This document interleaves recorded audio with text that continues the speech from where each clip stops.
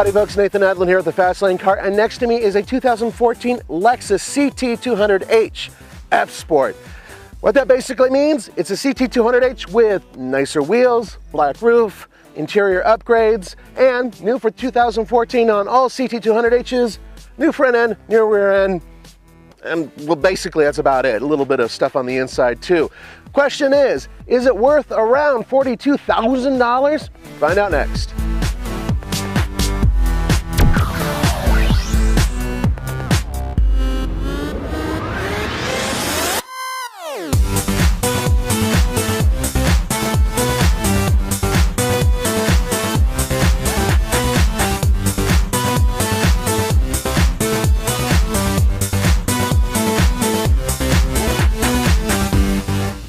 Now, before I get into the somewhat new exterior, quick point here. We've driven this vehicle before, we've evaluated it before, we've done videos with it before. In fact, a lot of vehicles that we bring to the track, we either have done a video about it or we're going to do a video about it. One of the reasons we like to come here is because, well, it's a legal and safe place to do 0 to 60 tests and to see what its performance is like above what you would normally do, let's say, on a highway. So, well, you know, this is an awesome place to do it.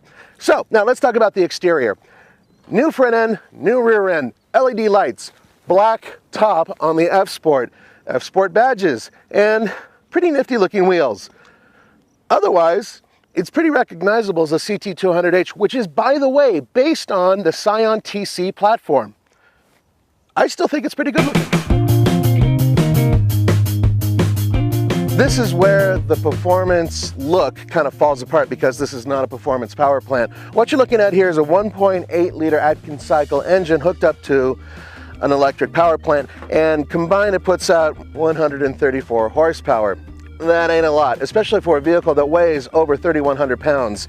It's hooked up to a CVT transmission, and the good news is it gets 43 miles per gallon city, 40 miles per gallon highway, and a combined 42 miles per gallon. So it gets amazing mileage and it handles pretty good. It's just, well, there's just not enough horsepower.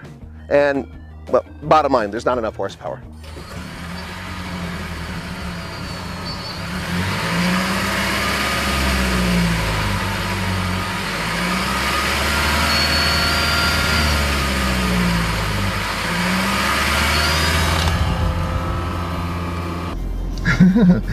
Wish me luck.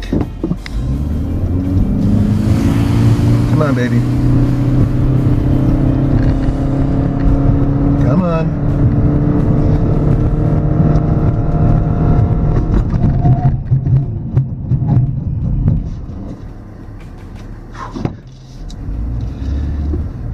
Good brakes. I mean, they're energy recovery brakes, so they feel a little different than your regular brakes would on a sports car or whatnot, but they stop the car pretty quickly.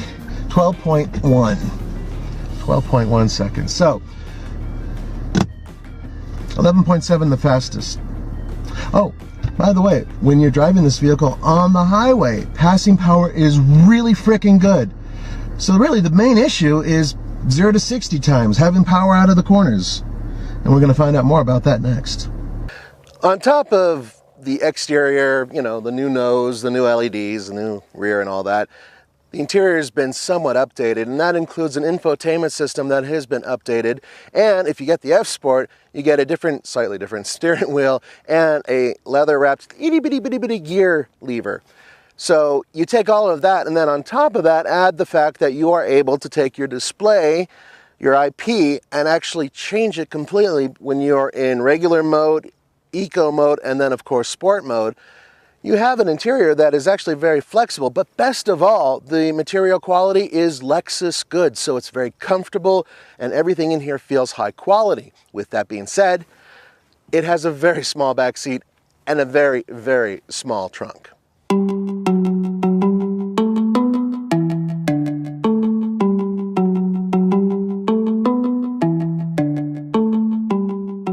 What you're looking at here is 14.3 cubic feet behind the rear seats. It ain't a lot. In fact, in the class, in any class that's a hatchback, it's not a lot. But at least you have the utility of having room here for a couple golf bags, groceries, what have you. The lift in height is pretty low. And once again, it's a hatchback, so once you put down the rear seats and everything, it's kind of like a wagon. And a leisurely start. So, yeah, God, the nose is heavy. The first thing you'll notice when you go into sport mode is that the steering definitely firms up. I like the weight of the steering a lot. I love heavy steering.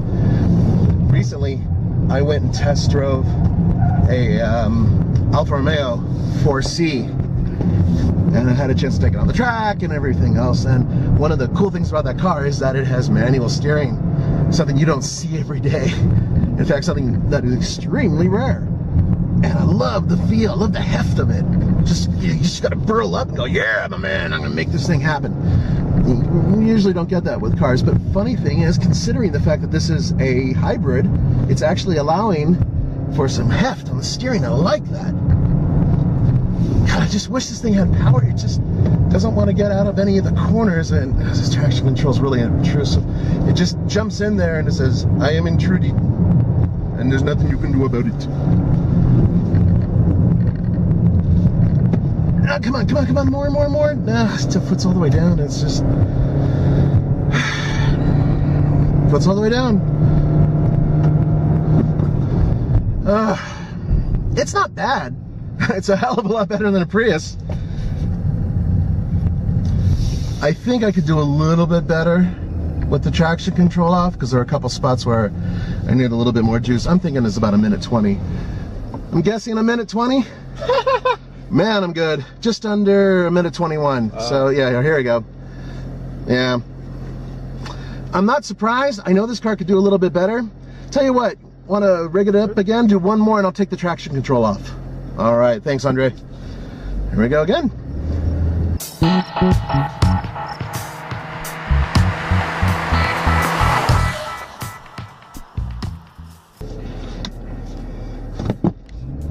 Okay, away we go. Sorry, guys. Uncle Nathan's tired and I'm not up to my normal form. Hey, this is already doing a little bit better. What it did was it spun the tire, and rather than the brakes come down aggressively to insist that I maintain control with traction, you just let it spin a little bit. Come on. Yeah, it's working better. Hey, this thing's okay. Now you guys might be wondering why, when I do these drives, I'm not clipping the apex more at a track like this. And there's a very simple reason for that. And that's because I'm really concerned about the fact that I can go off in dirt like that, which I pretty much just did. The turns are tighter than a lot of these cars can handle, so I'm doing my best just to figure out the best way to accelerate out of the curve. See, with the traction control off, mistakes like that, that's a corner that I tend to make that same mistake at too, by the way. But remember, this is real world reviews. I'm a real world type of guy, and I'm trying really hard to make this damn thing. He's motioning me on, but yeah.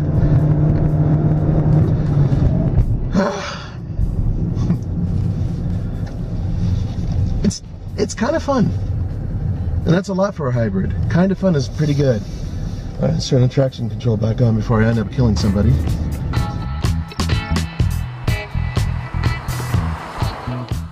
About the same? Slower. You know what happened? I went into the dirt over there. Did you see that? Yeah, you did see that, didn't you? Yeah, that's what killed it. I think I would have knocked the second off, but you know what? It's just proof positive that the sport mode does work a little bit, and taking traction control off, not a great idea. All right, but I'll tell you what, we're gonna do a slow lap, and I'm gonna tell you what I think of this car, because I actually think it's better than I made it sound. I've been trying to think about this vehicle in terms of the vehicles it competes against, because Infiniti, Acura, BMW, and now even Mercedes have vehicles that do compete in the same class for the low to mid $40,000 range. For an entry-level Lexus, for a somewhat luxurious, sporty-ish car, I think it's actually pretty damn good. So where does this sit? Where does the Lexus CT200H sit? Well, right in the middle, and I'll tell you why. Looks-wise and efficiency-wise, it kills a lot of those cars. And the point is that performance-wise, they all would absolutely murder this car. and that's because they have more usable power. The interior is terrific, good amenities, very comfortable, and the efficiency, I mean 42 miles per gallon combined, that's amazing. So that part's really good. With that said, around town and overall performance on the streets, this thing is pretty good. I like what it gives you for the money. It is a very tight car, so it's pretty small feeling. If it were the old rating system of buy it, lease it, rent it, or forget it, I'd definitely give it a lease it, because I think there are a lot of people who like entry-level vehicles like this and like a little tiny bit of utility, and that's what this is about. And I think that around $40,000, 41 in this case, that's not a bad price for the car. So altogether, in terms of a real-world view, this car covers all the bases except for one: high performance. For the Fastlane Car, this is Nathan Nadlin. Don't forget to go to tflcar.com for news, views, and reviews. Ciao.